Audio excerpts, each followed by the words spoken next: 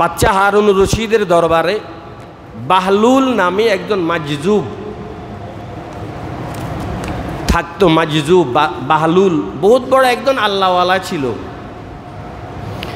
এই লোকটা রাতের বেলায় কবরস্থানে বসে থাকতো। বাচ্চা হারুন এই জিনিসটি জানতে পেরেছে যে বাহলুল আমার দরবারে যে পাগলটা থাকে এ রাতের বেলায় থাকে কোথায়?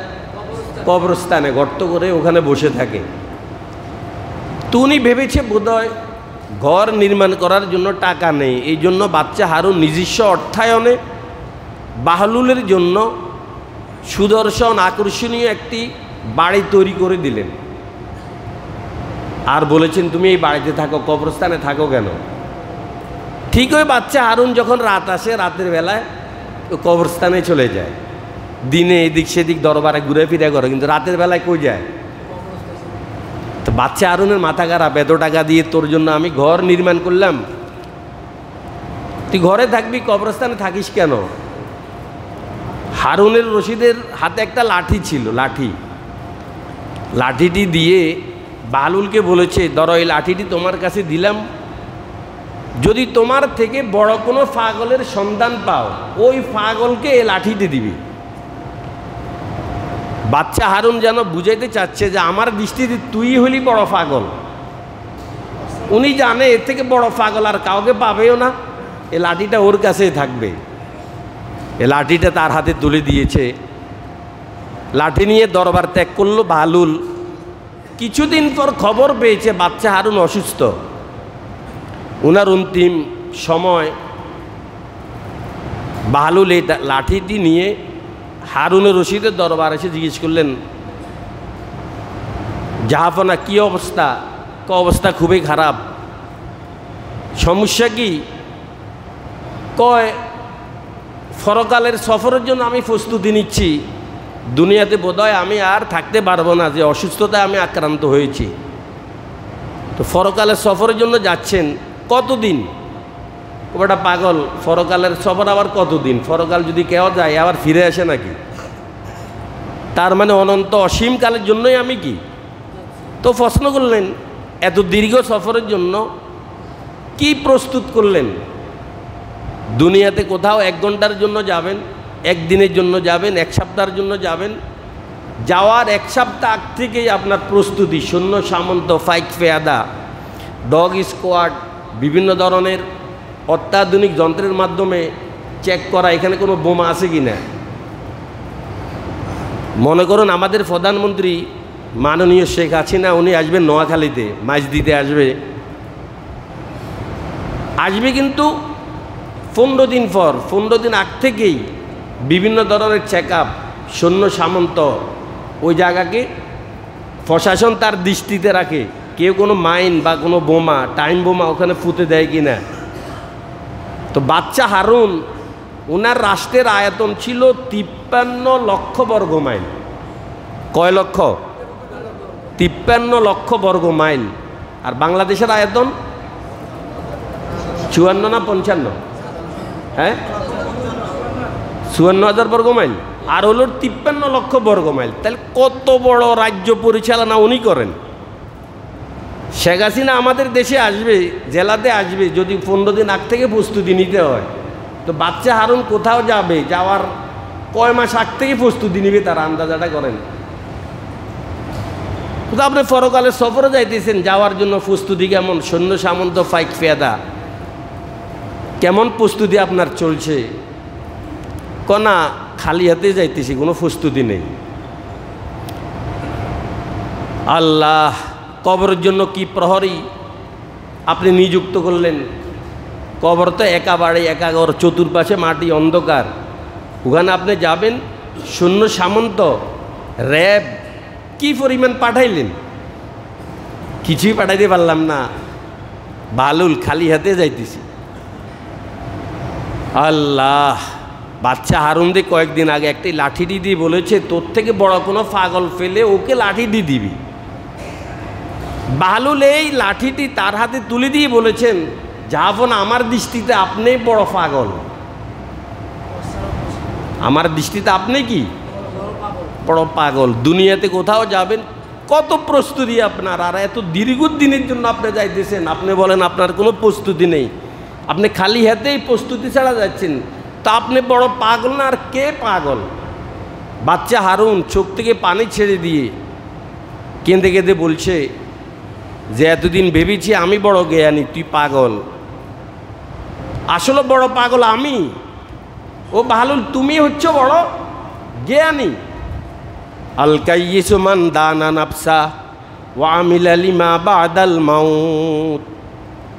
নবীর ভাষায় প্রকৃত চালাক, প্রকৃত জ্ঞানী আর প্রকৃত বুদ্ধিজীবীকে যে নিজকে নিজে চিনে আর মৃত্যু পরবর্তী জীবনের জন্য আমল করে, নবীর ভাষায় এই লোকটি হলো প্রকৃত জ্ঞানী। আমার ভাষায় প্রকৃত জ্ঞানী যে দুর্নীতি করতে পারে, মন্ত্র দিয়ে মানুষের পকেট খালি করতে পারে, চাপাবাজি আর ধোকামিয়া সিটারি করতে পারে, আমাদের দৃষ্টিতে জ্ঞানী হলো ও।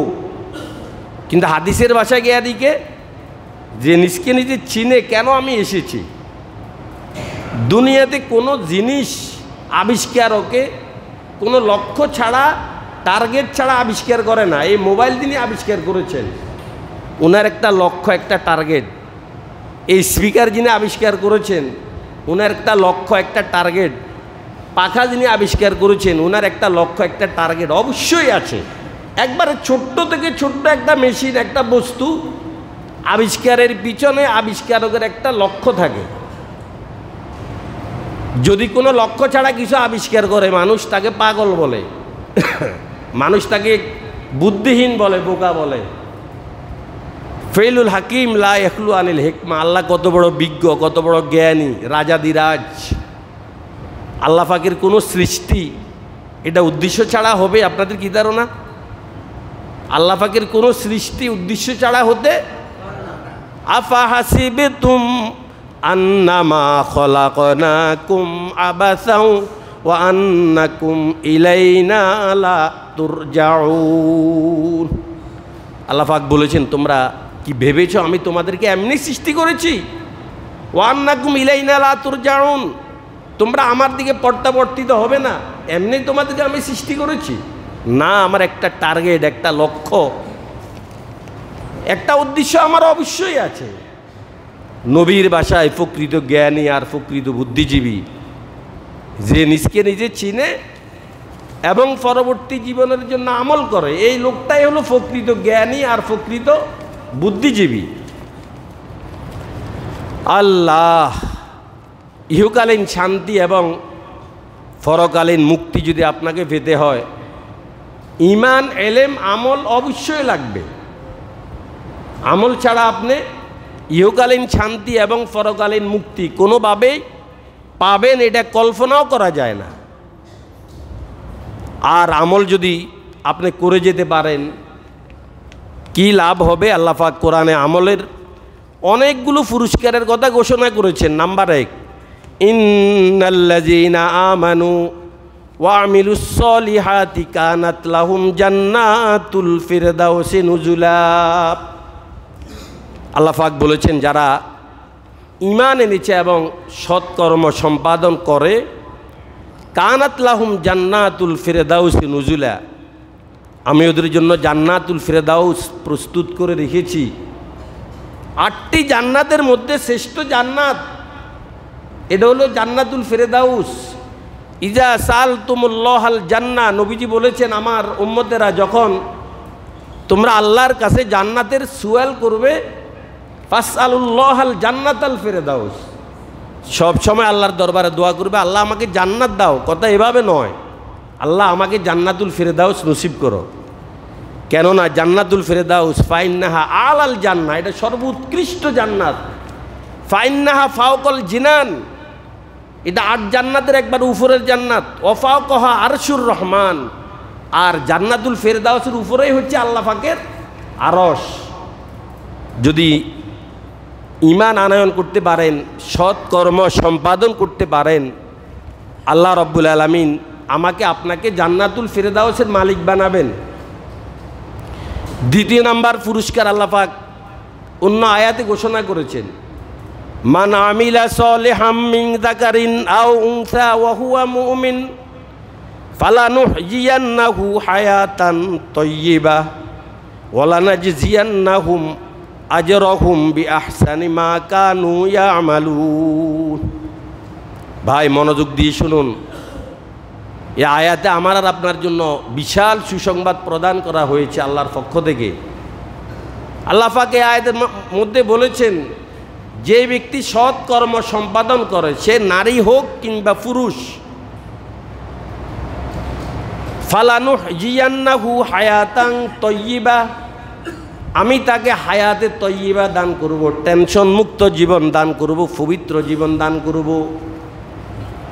এই আয়াতে আল্লাহ পাক বলেছেন, যে সৎকর্ম সম্পাদন করেছে, নারী হোক কিংবা পুরুষ, যদি সৎকর্ম সম্পাদন করে এবং ঈমান আনয়ন করে, হায়াতে তয়্যিবা মানে টেনশন মুক্ত জীবন, পবিত্র জীবন আমি তাকে দান করব, সুখী জীবন আমি তাকে দান করব।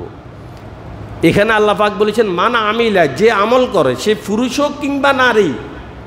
বলেন নাই যে ইমাম আমল করবে, যে বক্তা আমল করবে, যে খতিব আমল করবে, এই কথা বলে নাই। বাংলাদেশের যে মুসলমান আমল করবে, সৌদি আরবের যে মুসলমান আমল করবে, বা ফিলিস্তিনের যে মুসলমান আমল করবে, এই ধরনের কোনো নির্দিষ্টতা আল্লাহ পাকের আয়াতের ভিতরে নেই।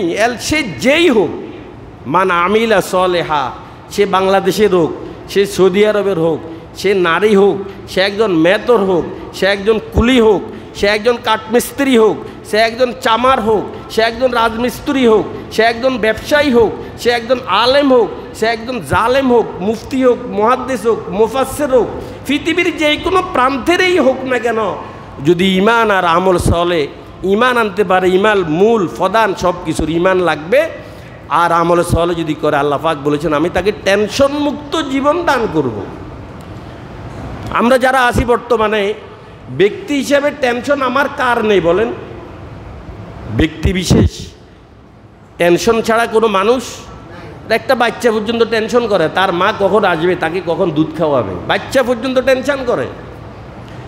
যদি সৎ কর্ম, সৎ আমলে সলে করতে পারেন, আল্লাহ আপনাকে পবিত্র জীবন দান করবে। অনেককে আমাদের ঘুম আনয়নের জন্য পাওয়ারফুল ঘুমের ট্যাবলেট সেবন করতে হয়, তারপর এয়ার কুলার, এয়ার কন্ডিশন চালাইতে হয়, বিভিন্ন ধরনের সেবক সেবিকের ব্যবস্থা রাখতে হয়।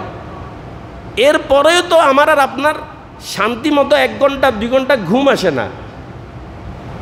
কিন্তু পবিত্র জীবন আর টেনশন মুক্ত জীবন, এটা কত শান্তির জীবন। যদি ঈমান আর আমলে সলে করতে পারেন, তাহলে আল্লাহ পাক আপনাকে টেনশন মুক্ত জীবন দান করবে। ঘুম যাবেন, মাথা লাগাবেন বালিশে, সাথে সাথে আপনার ঘুম চলে আসবে। আমার ওস্তাদ ঢাকার মুফতি দেলাওয়ার দামাত বারকাতুহু উনি বলেছেন, আমি যদি ইচ্ছা করি 1 ঘন্টা ঘুমাবো, এই 1 ঘন্টায় আমার ঘুম হবে। যদি আমি মনে করি 2 ঘন্টা আজকে ঘুমাবো, 2 ঘন্টায় কি? আপনারা এখানে একজনে বলেন যে যদি ইচ্ছা করেন আমি 1 ঘন্টা ঘুমাবো, আপনি ঘুম যেতে পারবেন না। কারণ ঘুম আসতে আসতে লাগবে আপনার কি আধা ঘন্টা, 1 ঘন্টাও লেগে যাবে। অনেকের সারা রাত এ পাশ ও পাশ করে, এ কাজ ও কাজ হয়, কিন্তু ঘুম হয় না। কিন্তু উস্তাদ কি বলেছেন, আমি যদি 1 ঘন্টা ঘুমাইতে ইচ্ছে করি 1 ঘন্টায় আমার ঘুম হবে, 2 ঘন্টা ইচ্ছা করলে 2 ঘন্টায় কি। তাহলে দেখেন ওদের আমলে চলে কি পরিমাণ, ওরা কি পরিমাণ হায়াতে তয়্যিবার অধিকারী হয়েছে। টেনশন মুক্ত জীবন, কোনো টেনশন নয় ওদের। মাথা রেখেছে, বাস মুহূর্তের ভিতরে ঘুম চলে আসে। মান আমিলা সালিহাম মিন যাকারিন আও উনসা ওয়া হুয়া মুমিনুন ফালানুহইয়ান্নাহু হায়াতান তাইয়্যিবা, আমি তাকে পবিত্র জীবন, টেনশন মুক্ত জীবন দান করব। ফেয়ার হাজিরিন, এই মুহূর্তে আমি আপনাদের সম্মুখে কিছু আমলের কথা বলবো। একবার সহজ সহজ আমল, সহজ নেক আমল, একবারে সহজ। আমরা মনোযোগ দিয়ে শুনি এবং এই আমলগুলো আমার আর আপনার জীবনে প্র্যাকটিক্যাল, এটাকে একবারে ফিট করার চেষ্টা করি। নাম্বার 1, পরিশুদ্ধ নিয়ত। যেই কোনো কাজ করব ভাই, ছোট থেকে ছোট, বড় থেকে বড়, মাজরা থেকে মাজরা, যেই কোনো আমলের সওয়াব পেতে হলে আমাকে সর্বপ্রথম যে কাজ করতে হবে সেটি হচ্ছে আমাকে নিয়ত শুধরিয়ে নিতে হবে। কেন আপনি এই ন্যাকের কাজটি করছেন? মানুষ আপনাকে বাহবা দিবে না, মানুষ আপনাকে বড় বীর বলবে, আপনাকে মানুষ বড় দানবীর বলবে, আপনি বড় উদার মনের মানুষ এটা বলবে না। ওমা উমিরু ইল্লা লিয়াবুদুল্লাহ মুখলিসিন আলাহুদ্দিন। আল্লাহ পাক বলেছেন, আমার বন্দারা যে কাজ করবে মুখলিসিন আলাহুদ্দিন, একনিষ্ঠভাবে নিষ্কুলুজভাবে আমি আল্লাহকে রাজি খুশি করার জন্য করবে। আর আমি আল্লাহ যদি রাজি হই তো সব কিছু তুমি পেয়ে গেছো। জুতো মেরা তো সব মেরা, ফলক মেরা জমি মেরি।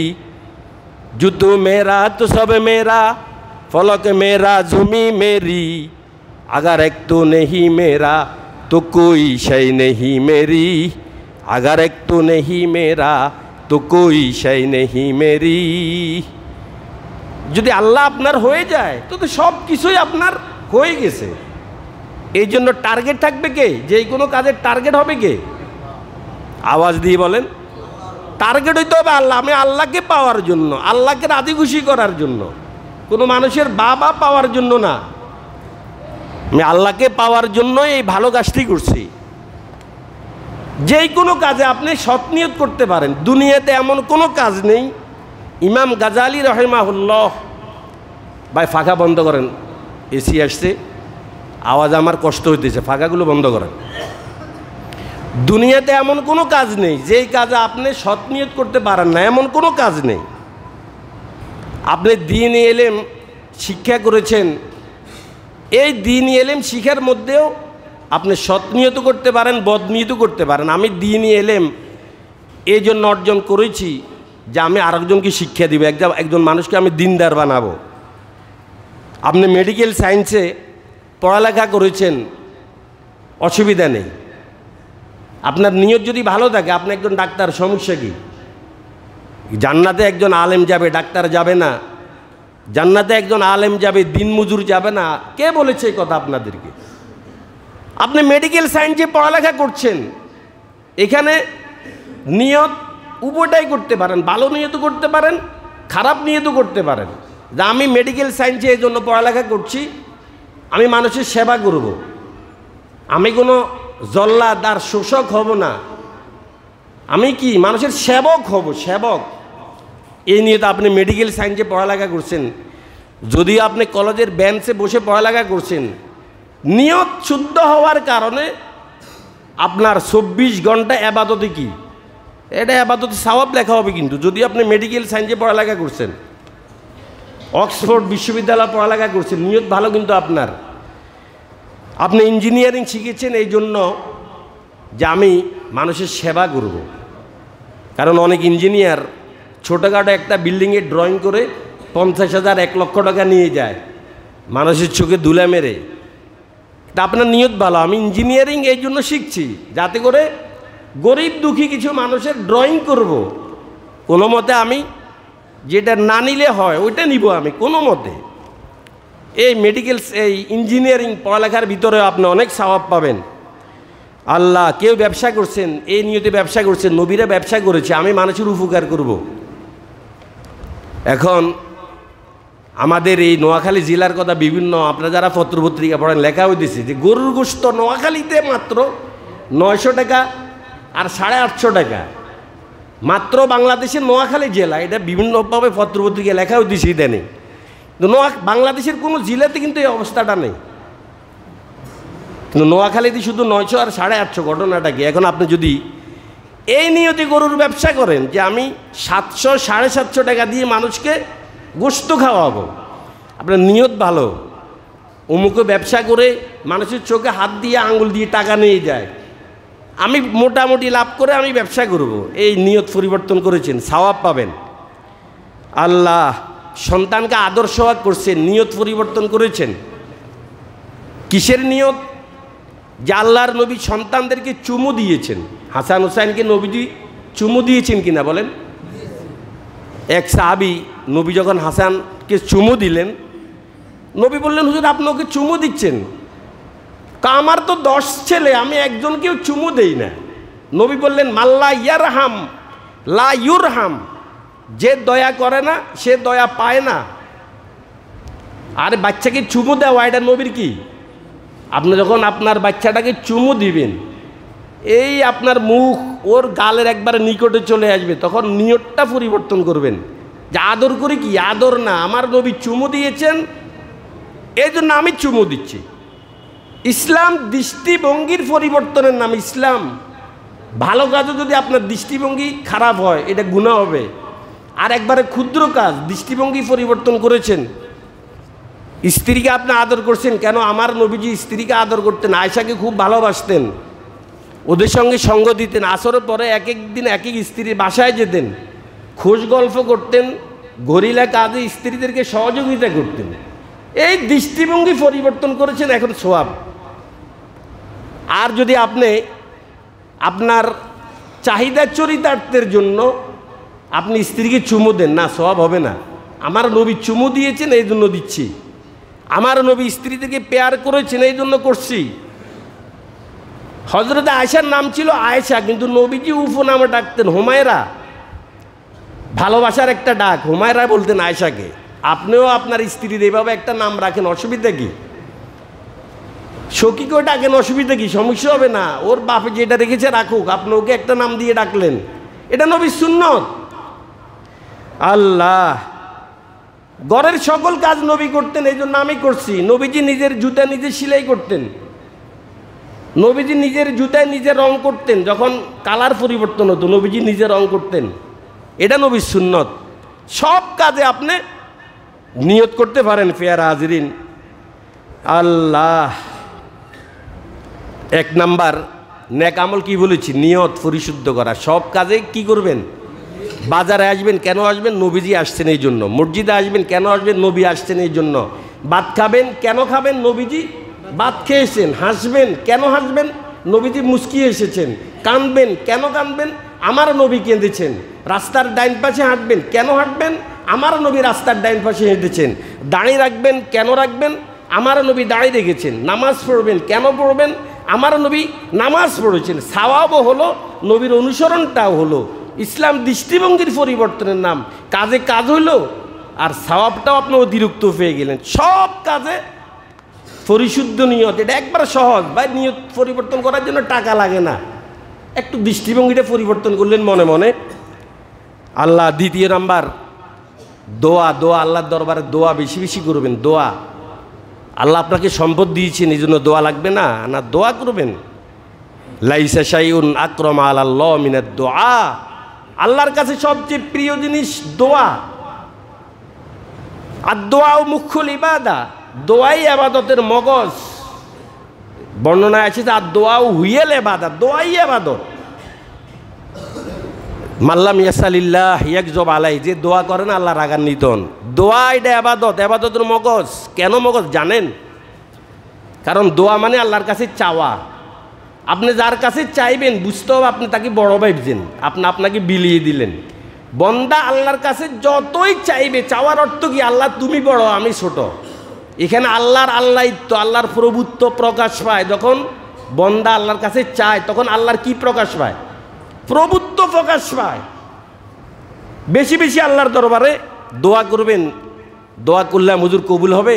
হবে। আল্লাহ পাক কোরআনে বলেছেন, উদউনি আস্তাজিব লাকুম, দোয়া করো আমি আল্লাহ কবুল করব। ইন্নাল্লাহ লা ইউখলিফুল মিয়াদ, আল্লাহ কখনো তার ওয়াদা ভঙ্গ করেন না।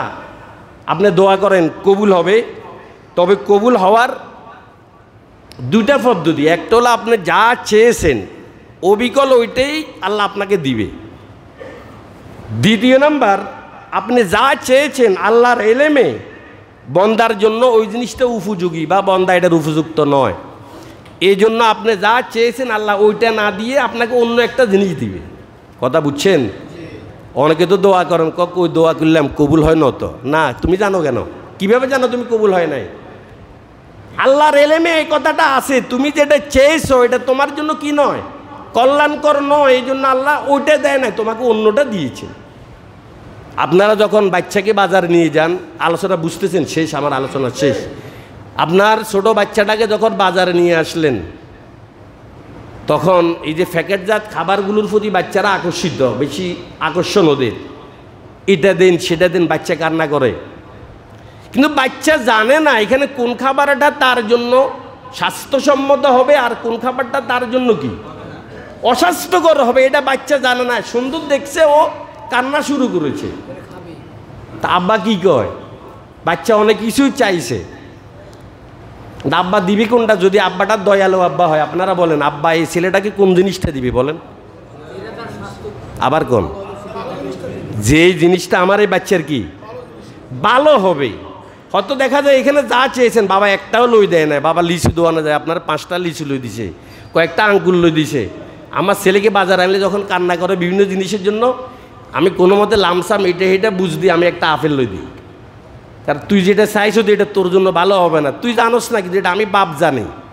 আপনি যেটার জন্য আল্লাহর কাছে দোয়া করেছেন এটা আপনার জন্য অকল্যাণকর, এটা আমি জানি না, কে জানেন? এই জন্য আপনি কোন কবুল তো হইলো না, বেটা তোল্লা এটা ভালো হইতো না, এটা আল্লাহ জানে, এই জন্য তোর অন্যটা দিছে।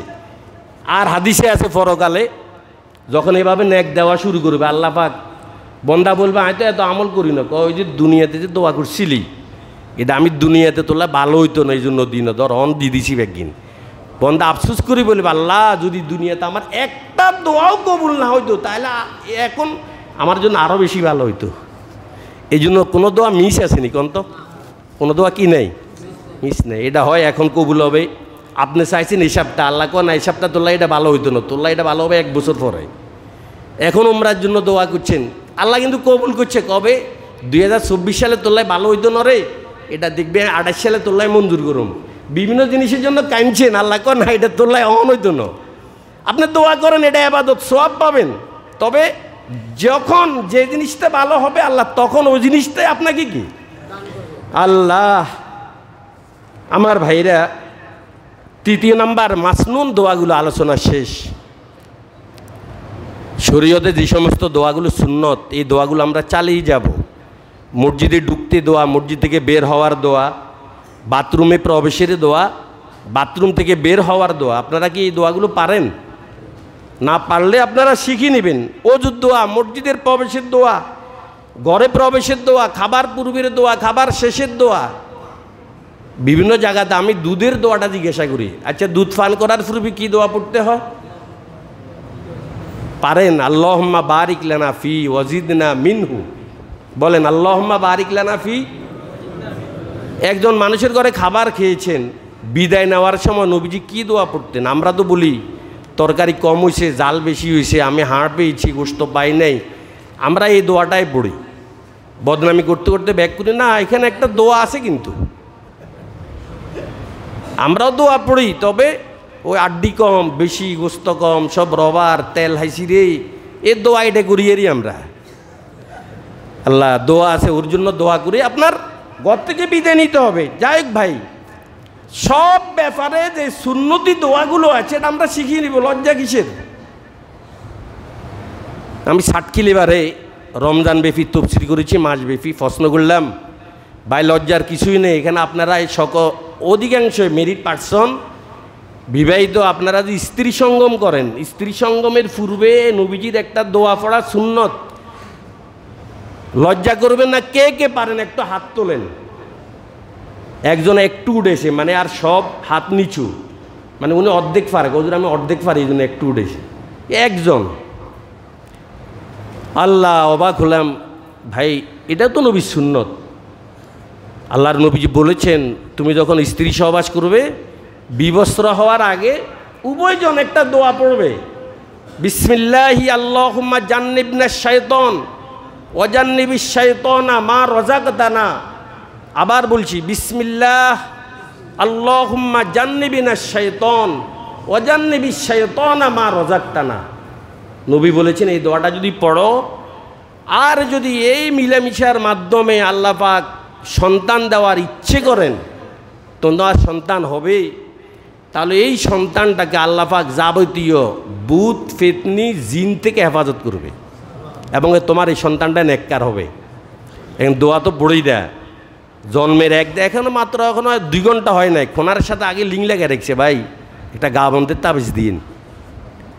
আর বাচ্চা টক্কা দেয়, আমাকে টক্কা দেখলে জামাইবু কী করেন এভাবে, ছেলেটারা ছাবি দেখতে পারেন না, টক্কা দেখে না, সেরফা মারে, চোখ উল্টা, এই করে সেই করে, দুধ খায় না, বমি করি দেয়। এই কি দেখছিস বেটা, আরও হবে, কারণ তোর তো প্রথমটাই ভুল। স্ত্রী সঙ্গম করেছিলি, দোয়া পড়স না বেটা, আর দোয়া পড়, খোনারের বাজার গরম করা লাগবে না। খোনারে জ্যাব কেন ফুরান? ওই কোন সাহাবী এভাবে তাবিজ ব্যবহার করছে, বাচ্চা সেরফা দেয়, বাচ্চারা ঝাঁতি ধরবে লাগ কই? আর সুন্নত অনুযায়ী জীবন গড়েন, এভাবে সেরফা দিবে না, তাবিজ টাবিজ, খোনারের বাজার গরম করা লাগবে না। এই সমস্ত ফতারক আর মৃত্যুকদের পিছনে হাঁটা লাগবে না। কোরআন অনুযায়ী চলেন, সব ঠিক হবে, সব ওকে হবে। আল্লাহ, অনেকগুলো নেক আমল আছে, ইনশাল্লাহ ধারাবাহিকভাবে আলোচনা চলবে। আজকে আমার আলোচনার সারাংশ, ইহকালীন শান্তি এবং পরকালীন মুক্তির জন্য তিনটি জিনিস লাগবে: ঈমান, ইলম এবং আমল। ঈমান ছাড়া তো সব অকার্যকর। ঈমান প্রধান, ঈমান লাগবে, তারপরে ইলম লাগবে। ইলম না থাকলে আপনি আমল কীভাবে করবেন? যদি আপনি এটা নাই জানেন, নামাজে কোনটা সুন্নত, কোনটা ওয়াজিব, কোনটা ফরজ যদি নাই জানেন, তাহলে সেজদা সাহু কীভাবে করবেন আপনি? এই জন্য ইলম, ঈমান, ইলম। তৃতীয়টা হলো আমল। আমল সে আউলিয়া বনতা হয়। অনেক কিছু আপনারা জানেন, অনেক কিছু জানেন। এই 11 বছর আমার রানিং, আমি চেষ্টা করেছি সামাজিক বিষয়, পারিবারিক বিষয়, অনেক বিষয় আপনাদেরকে স্বর্ণকারে অলঙ্কার যেভাবে বানায়, এভাবে হাতুড়ি দিয়ে পিটিয়ে পিটিয়ে পিটিয়ে পিটিয়ে আস্তে আস্তে এই 11 বছর আমি চেষ্টা করেছি আপনাদেরকে এভাবে স্বর্ণকার অলঙ্কার যেভাবে তৈরি করে, এক এক সপ্তাহে এক এক বিষয় আমি আপনাদেরকে জ্ঞান দেওয়ার চেষ্টা করেছি। যদি প্রতি জুমায় আপনারা কিছু হলেও বাড়িতে নিয়ে যেতে পারতেন, তা আমার আর আপনার অবস্থা এমন হতো না। এই জন্য যখনই শুনবেন, আমলের নিয়তে শুনবেন। দেরিতে আসেন কেন ভাই? আজকেও বসেছি মাত্র 200-300 নিয়ে, জরুরি কথা আলোচনা হয়, আসবেন। এটাই আমার আলোচনার সারাংশ। নেক আমল ইনশাল্লাহ আমরা বাড়িয়ে দিব। আল্লাহ রব্বুল আলামিন আমাদের সকলকে নেক আমল করে উভয় জাহানে ধন্য হওয়ার তৌফিক দান করুন।